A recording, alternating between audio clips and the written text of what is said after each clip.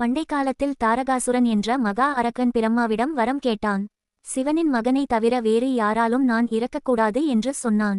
அந்த வரத்தால் தேவர்களை ஓட ஓட விரட்டி சொர்க்கத்தை தன் கட்டுப்பாட்டில் வைத்தான். தேவர்கள் பயந்து சிவபெருமானை நாடினார்கள்.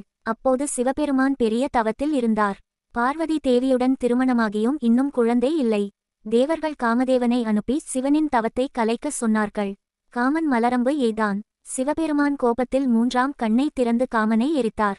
அதே சமயம் சிவனின் ஆற்றல் 6 தீப்பொறிகளாக பிரிந்தது. அந்த தீப்பொறிகள் கங்கை நதியில் விழுந்தது. கங்கை அதனை தாங்க முடியாமல் வைகை ஆற்றில் விட்டாள். வைகை ஆற்றில் சரவண பொய்கையில் 6 தாமரை இலைகள் மேல் 6 ஆண் குழந்தைகள் தோன்றினார்கள். அந்த 6 குழந்தைகளையும் 6 கார்த்திகை பெண்கள் அன்பாக வளர்த்தார்கள்.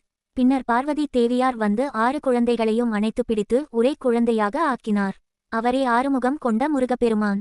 தாரகாசுரனை அழிக்க பிறந்த அருள்மிகு கார்த்திகேயன்.